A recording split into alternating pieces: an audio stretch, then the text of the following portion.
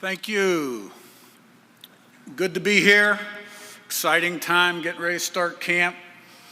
Always great to be on the roster, especially when your first year was 1983 and you're into your 40-some odd years of coaching.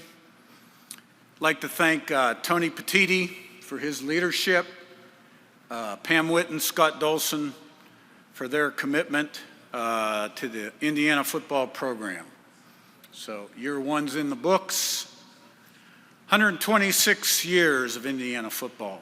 Best season in Indiana history. Number one out of 126. So I think staff continuity has been a big part of our success through the years, regardless of where we've been.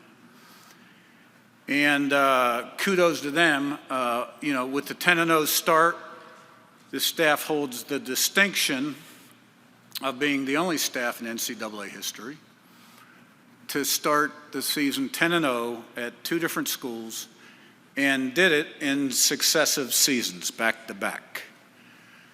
So I get questions, how are you going to sustain it? We're not looking to sustain it. We're looking to improve it. And the way you do that is by having the right people on the bus, upstairs in the coaches' offices, downstairs in the locker room, having a blueprint, plan, and process, high standards, expectations, never lowering your standards, day-to-day plan, highly structured and organized organizational discipline to improve in critical areas, which usually have to do with player development, scheme development, program development, and create those intangibles entering the season. Consistency, day in, day out consistency is huge so that we can play fast, physical, relentless, smart, disciplined, poised, not affected by success, not affected by failure, and never ever satisfied until the game is over. This year's team has a lot of nice pieces. I would use that term, pieces. And now we've got to mold this group into a team in fall camp. I like a lot of parts on this team. Now we got to get them all thinking alike, buying into the team vision, which is critical to success. And you can't ever have any selfishness on your team, ever, regardless of who it is. So personal goals are secondary to team goals. When a team's successful, everyone benefits. So we've got a blueprint, we got a plan, we try to improve it, our methods, but for the most part, continuity and staff, everybody thinking alike, understanding what needs done and how we do it has been the key to the drill. So excited for this season, got a good Big Ten schedule, and it'll all be done between the white lines. Okay, talking season will end here soon. And then let's play the games and see where it stands at the end of the year. So let me open it up for questions. Go ahead. All right, Coach, first row on your right side. Good morning, Coach. AP Stedham, AP as we see it. Coach, what attracted you to Fernando Mendoza? And then also the success of last year, how has that changed your program for the better? What has it done? Yeah. Fernando Mendoza, we had his younger brother Alberto in the program, actually signed with us, was committed to us at JMU when I went to Indiana.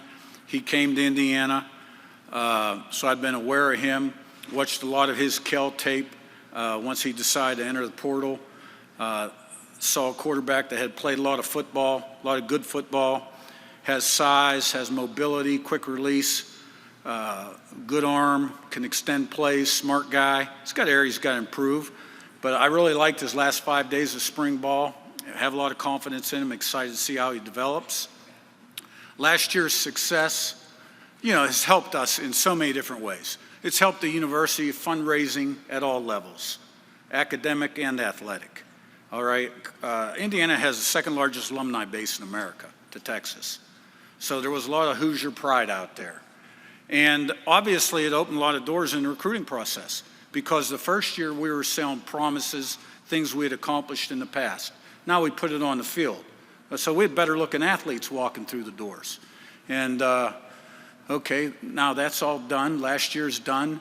You know, all the Coach Cignetti pictures in the building on game day, get them off the walls, you know, all that stuff. Everything's earned, not given now. Okay?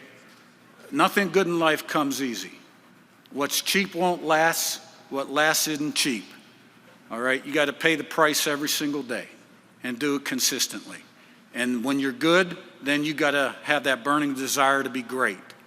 All right? Because 98% of this game is between your ears. Next question. Coach, on your far right.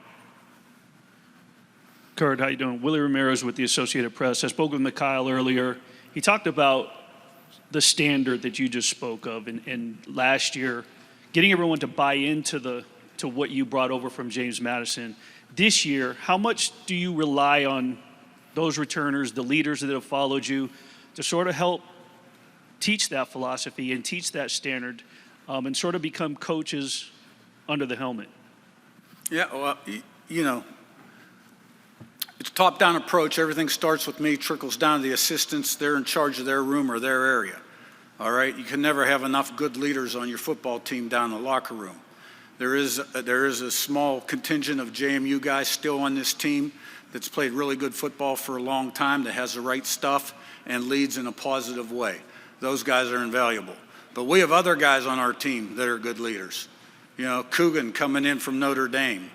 Carter Smith, our left tackle. I mean, I could name 10 or 12 guys that have potential to be really good leaders on our football team. And, you know, you win with people. And because the season is not a sprint, it's a marathon. And, you know, you got to be able to handle success. You got to be able to handle failure. You got to do the right things off the field. You got to stay away from the landmines. You got to pick other guys up when they're down.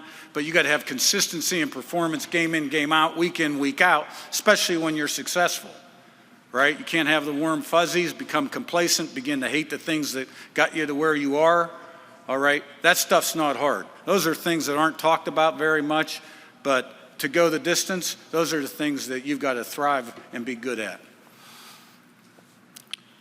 On your left side, Coach, in the middle.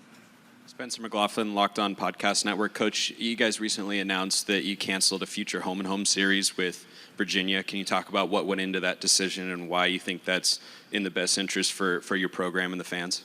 Yeah, you know, that was a scheduling philosophy that began before I was hired, but I did sign off on it upon being hired before our first season, okay? And look, here's the bottom line, okay? We picked up an extra home game, and we play 9 conference games. You know, the 2 best conferences in college football, any football guy that's objective will tell you, is the Big Ten and the SEC, all right? 12 of the 16 SEC teams play 3 G5 or an FCS game. 12 of those teams play 36 games, 29 G5 games, and 7 FCS games, and 1 less conference game. All right? So we figured we'd just adopt SEC scheduling philosophy. You know, some people don't like it. I'm more focused in on those 9 conference games. You know, not only do we want to play 9 conference games, okay, and have the 4-4 championship, the playoff format, okay, we want to have play-in games to decide who plays in those playoffs. You know, championship weekend, let's play 3 versus 6 and 4 versus 5. You want to decide that on the field, make sure everybody's strength of schedule is what it needs to be? Let's make everybody play 9 conference games, and on championship weekend, 3 will play 6, 4 will play 5. And there's still room for another at-large in that format. And why shouldn't the Big Ten have 4 AQs? Because Ohio State actually finished 4th in the conference at the end of the season. Indiana and Penn State were tied for 2nd. They won the tiebreaker. Ohio State won the national championship. Okay? You want to put the best teams in the playoff, give the best leagues the AQs, but make them earn it with play-in games. And we wouldn't be opposed to Big Ten SEC regular season games every year. We need to standardize the schedule across the board if we want to have objective criteria for who should be in the playoffs and who shouldn't, and we need to take the decision-making off the committee to some degree. Second row here. Good afternoon, Coach. Jacob Worthing, KRUI. Coach Cignetti, your first season culminated in an 11-1 season and a CFP berth. A meteoric rise in just 14 months. You've already talked based on the standard a little bit. How are you ensuring your Cinderella culture now becomes the standard and not just the exception? Hey, look, the theme of this year really is humble and hungry versus noise and clutter. Okay? Humble and hungry. If you're humble and you're hungry and you got that fire burning inside your belly and you're committed to high standards, okay, and the leadership has a good plan, structured, organized plan that's going to lead to your development and team development, then you're going to reach your full potential, okay?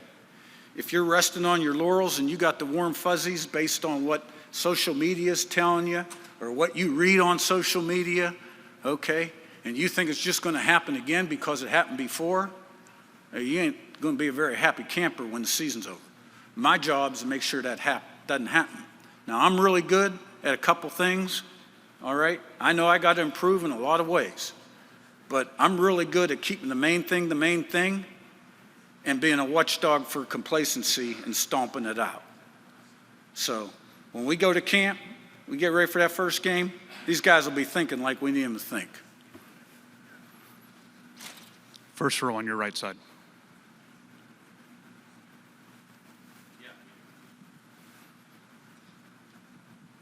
Touchdowns and tangents, Kenneth Berry, Coach. You talked about, I mean, it is pretty hard to top the greatest season in school history, but last year you talked about how, you know, you were excited about NIL. You just talked about how you have the second largest alumni base.